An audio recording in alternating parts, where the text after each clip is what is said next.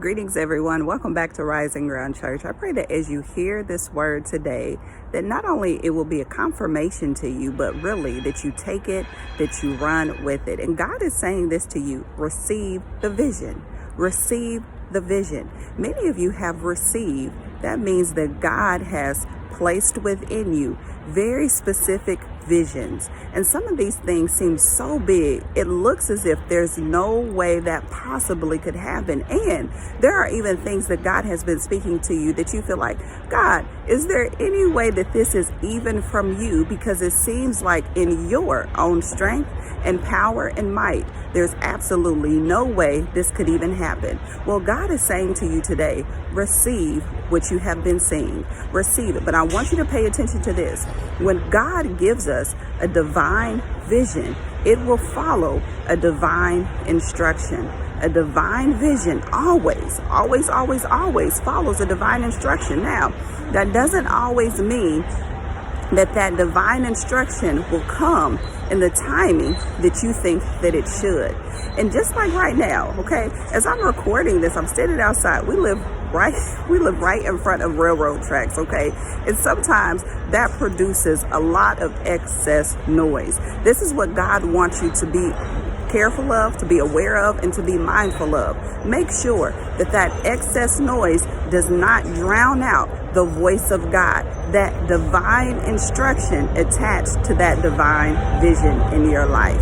All right, family. So I pray that as you hear this word today, that you would receive it and that you would allow God to speak to you exactly what it is that He needs you to know about this vision.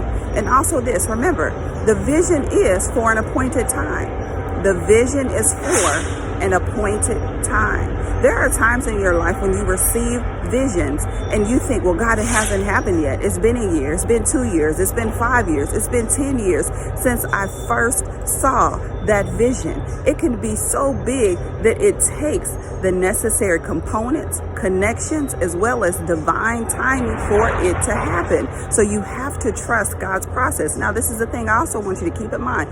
This is the wisdom of God. When He releases a divine vision to you, okay, and then it's followed and it's attached a divine instruction, there's also divine timing. All right, so pay attention, write this down.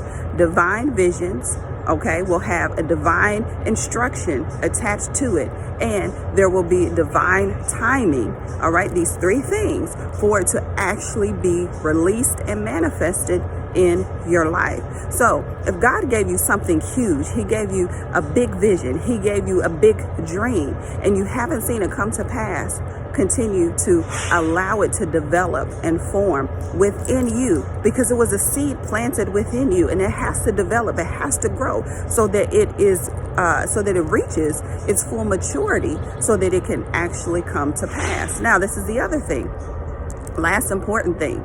Okay, sometimes we receive these big visions and dreams and ideas, and we think, oh, all I need is just the faith for it to be done right now.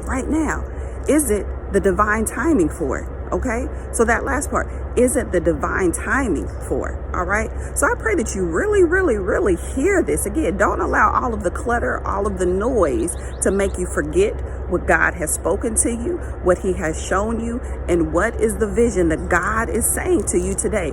Just receive it.